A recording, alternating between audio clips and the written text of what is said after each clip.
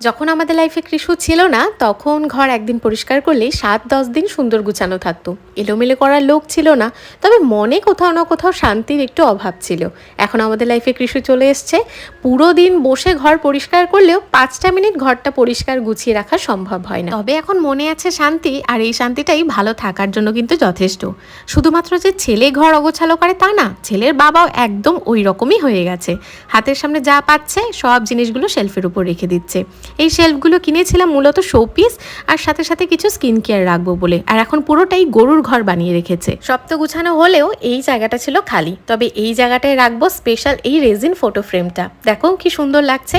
আমাদের ঘরে আমাদের কোনো ফটো ফ্রেম নেই, এটাই হলো প্রথম ফটো ফ্রেম। এটা একটা রেজিন ফটো ফ্রেম, এটা আমি নিয়েছি ইনস্টাগ্রাম একটা স্টোর থেকে।